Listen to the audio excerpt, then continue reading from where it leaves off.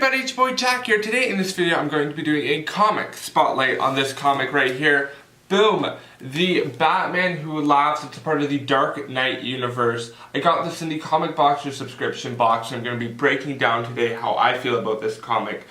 I'm going to tell you why I picked this comic. Along with that as well, I'm going to be talking a bit about what I like about it, what I dislike about it, why I'd recommend it to you, and everything around that. So let's dive into it. So the Batman Who Laughs is a part of the Dark Knight's Metal universe. I think it's Earth 52 that this universe, or Earth negative 52 or Earth 52 that this universe revolves in. So the story itself is based off of the whole idea of the Batman finally killing the Joker. Now, what Batman doesn't know is that when the Joker died, he initially wanted to pass forward his specialness that the Joker has, aka being the Joker disease that the Joker has. So when Batman does kill off the Joker, he gets the Joker virus or disease and slowly devolves into the Joker, and he becomes the Batman Who Laughs. Now, what I love about this story is it's sort of like an origin story for the Joker Batman, or whatever you want to call him.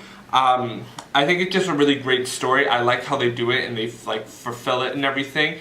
What the story really does is it really breaks down the typical pillars that Batman has. He's over the Batman's legacy, he's proven to build a whole family here. He has Batgirl, Nightwing, Robin. He's got Alfred and a whole crew of them, of his family. And what he really does in this, what happens in the story is they break it down and they really open up this darker universe here.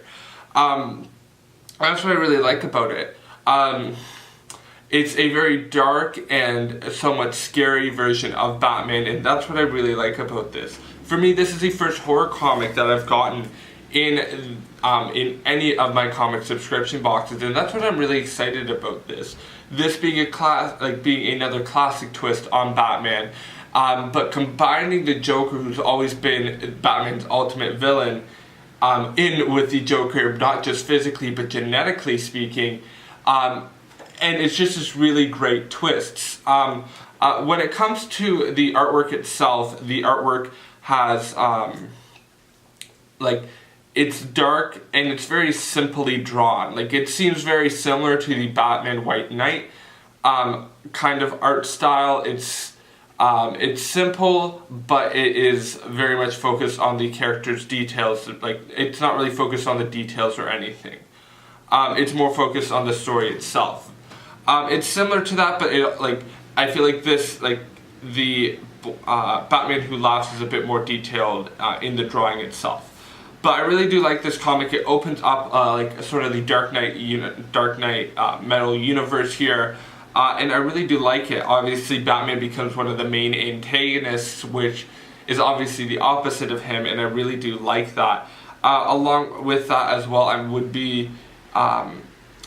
the main reason why I chose this comic compared to all the other 5 comics I had in that box was the fact that it's actually a funny story.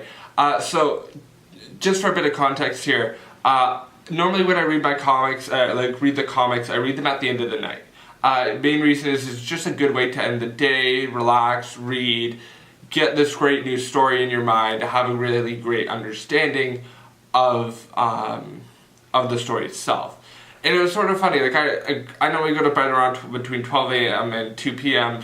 or 12 a.m. to 2 a.m. or whatever at night. Depending on the day. I think I was today, when I was reading this comic here, it would have been around 1:30 or whatever. But I was about to go to bed. It was 2 pages left in the comic, and it was really good, but it's also the art style is very intimidating and has a bit of gore to it, and it's really nice. I felt with this, with the artwork, it really complemented the Joker's side of Batman and like how he spoke and everything. It was just very creepy, and like I was sort of getting creeped out about it. And now I have about 2 pages left in this comic, and what happens? The power shuts off. For probably about a good 10 minutes, the power turns off in my house.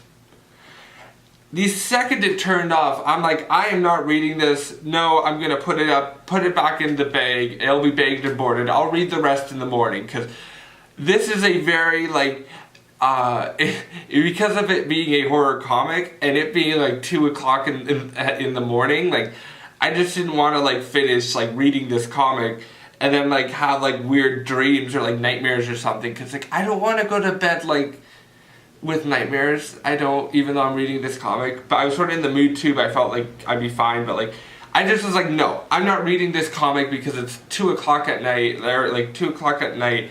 I'm not going to finish reading it. I'll read it in the morning. This is about to go to bed, probably about 10 minutes later. The lights turn back on. I finished reading it, but it was just sort of funny, and that's why I really wanted to say this, like, tell you all about why I picked this comic. It was just funny. Like first horror comic I got in any subscription box. What happens? Lights turn off in the middle of it. It felt like sort of like a message. Like I felt like there's like some kind of message there, where it's just like, I just should have never read this comic today, because it would like I should just read all my like if I get any more horror comics, I'll just read them in the morning or something. When there's light out, so the lights don't turn off and I'm in pitch black in my room, and I'm just like, why am I reading this still? But yeah, it was just sort of funny, a funny moment to be had. But yeah, overall though, I think this is a really good comic. I feel like one thing that really does benefit here with the art style with this comic is you get a really clear idea of the Batman Who Laughs, aka Batman. You get a whole idea of like his voice and him as a character and everything, and like why, like how crazy he is and everything, and like where Batman was in the beginning of this now to where he is now. And like it was just really interesting, and overall I really did like that about this comic. And like you get a really good idea of how his voice changed and how he's going crazy, and it's just like, it's beautiful. I liked it. Along with that though as well, the one thing I'll say just as a side point here, and I've been noticing this a bit with comics, and like is there is like how they set up each page and how they set up each style in each page is different from one another. Now this comic here is very much inconsistent when it comes to paneling, and that's where like I think it's a huge benefit, because you have a great those writers and everything have great creative way to really tell the stories through the different panels and everything. But that's where I sometimes get lost there, is like trying to figure out where they may be going with certain pages and everything, or with certain panels. I find it that I can get a bit distracted with my eye and trying to figure out where to go and how the comic book writers would originally want to intend this kind of comic and everything. Overall though, I did really like this comic. I think the Batman Who Laughs is a great horror comic. It is a bit interesting. I would really want to see the other parts in the Dark Knight, like the other comics in the Dark Knight universe, because obviously this sort of was a tie into that. If you have any suggestions on where I should start with that, feel free to let me know down below in the comments. Besides that though, thank you so much for watching. My name is Jack Skinner. Let me know what you think about the Batman Who Laughs issue number 1 down below in the comments. I'd love to hear your opinions and your thoughts. If you've read it, if you haven't, let me know what you think about it down below. Besides that, thank you so much for watching. My name is Jack Skinner. Don't text and drive, and have a good day. Thank you so much.